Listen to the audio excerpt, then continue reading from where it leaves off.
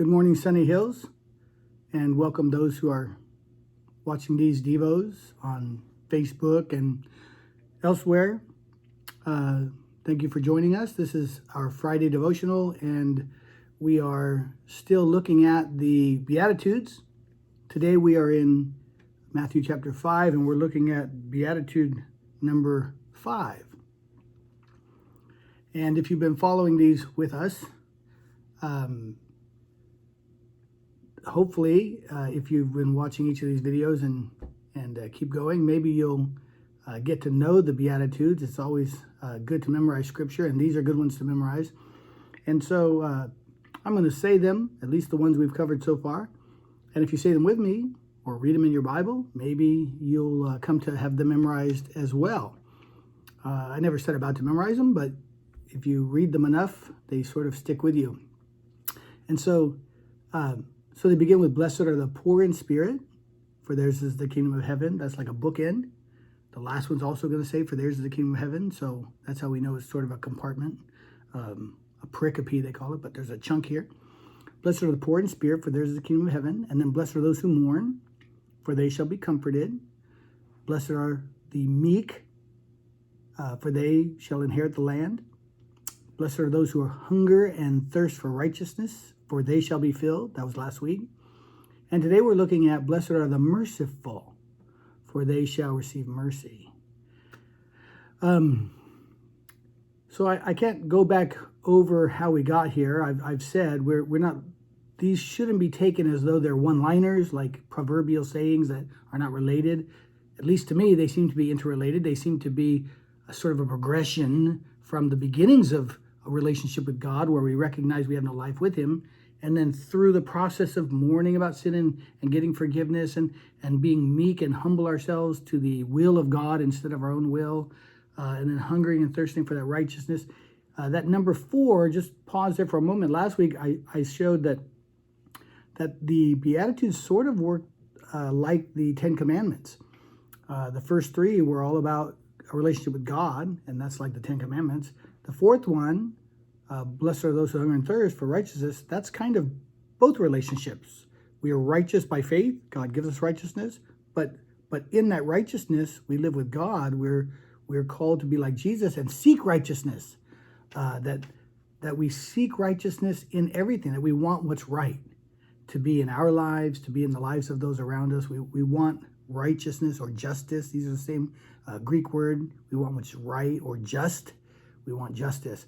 So that was the last week, and that's a relationship in the 10 Commandments, where the 10 Commandments start to go this way and this way, because the fourth of the 10 Commandments is remember the Sabbath and keep it holy, and the Sabbath was a way of recognizing God's work in creation, and then also recognizing that God calls us to allow there to be a day of rest, a day of no work, even for our slaves.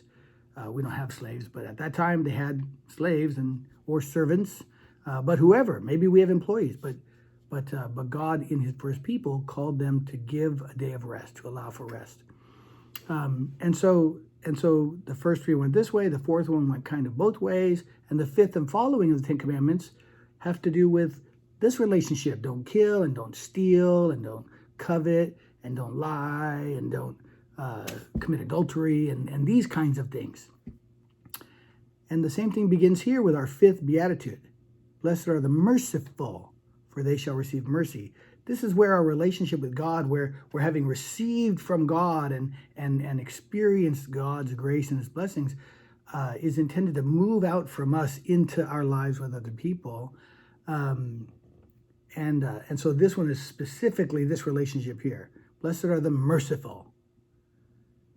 Those who are merciful to others, and forgiving. And he says, for they shall receive mercy. Now, here's the problem with this Beatitude. And of course, the problem's not in the Beatitude. It's with our tendency toward legalism, our tendency to make everything based on rules that if we do this, then God has to do that. So all of a sudden, this becomes a rule. You better be merciful, because if you're not, you won't receive mercy.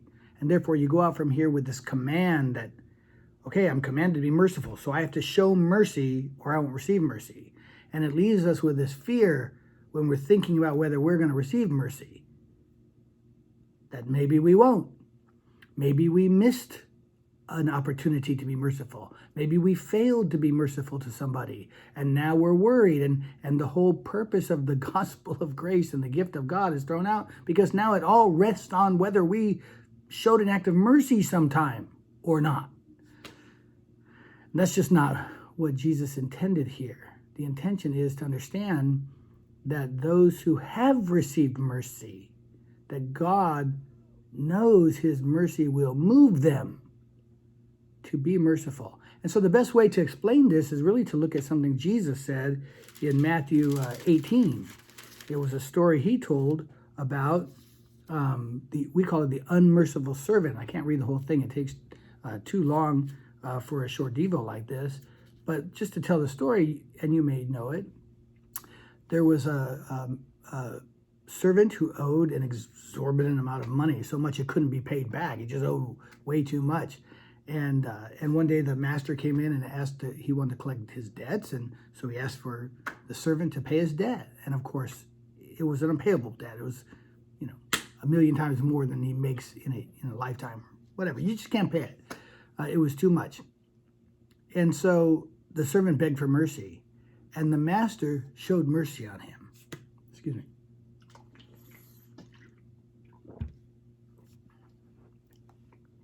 Forgave the debt. Just because he asked, he forgave the debt. And so the servant immediately went out and started to try to collect up money and collect debts. And one guy he came upon couldn't pay. And so he shook him down and got mad at him. And when he couldn't pay, he said, "I'll throw you in debtor's prison until you pay." And when the master heard about it, he called him back. And this is where I do want to read. I want us to hear this. Then the master, in verse 32 of chapter 18, Matthew, then his master summoned him and said to him, "You wicked servant, I forgave you all that debt because you pleaded with me. And should you not have had mercy on your fellow servant as I had mercy on you?" Think about this. What did this servant do wrong? I mean, are we talking about, did he break a law? Are we talking about law? Is there a law here? Is there a set of rules and he broke one and now he's in trouble? Was there a stipulation? I'll forgive you this huge debt with a stipulation that from now on you will go around and forgive. Is that what's happened here? No, that's not what's going on here. Notice the master says, "I did this for you, this huge debt." And he says, "Should you not have?" See, it's not a rule. It's the master's expectation that someone who receives such an amazing, exorbitant, huge, massive debt forgiven like that, someone who received that would be so moved by that mercy that he or she would show mercy to others and be reminded of that great gift they've received. The master believed that that's what would happen. Should you not have? But he didn't. Now, people disagree about why he didn't, but it seems clear to me that the problem is this servant, I don't believe he did receive that forgiveness. I mean, the master offered it. He gave it to him. He said, "You're forgiven."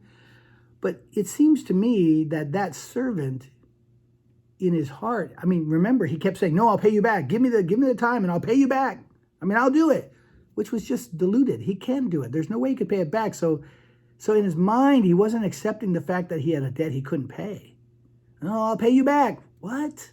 That's silly. And then as soon as the master says he's forgiven and lets him go, what does he do? He's out running around trying to collect up debts. Why? What would be the motive? Does he need money right now? If he knew his entire debt had been forgiven, maybe he wouldn't need money right now. But it seems like if he believed he still was going to pay him back, he's going to do it, that he'd go out and try to get this money up, which is just, it's just so futile. It's so silly. And so I think that's what happened there. That's what went wrong. And so if we go back to Matthew, in the Beatitudes, blessed are the merciful, for they shall receive mercy. What Jesus is saying is those who have experienced the gift of God, it's expected that they will be so moved by it that they will become like God in that way of showing mercy. And people who aren't showing mercy, I don't mean perfectly, but people who aren't showing mercy, who don't have any mercy in their hearts and compassion, who aren't showing any signs of Jesus, there may be other problems that can cause that, but one big problem is that they really don't understand the gift of God. They don't understand they're forgiven. Maybe they're still stuck in trying to work for it or pay it off or be good enough.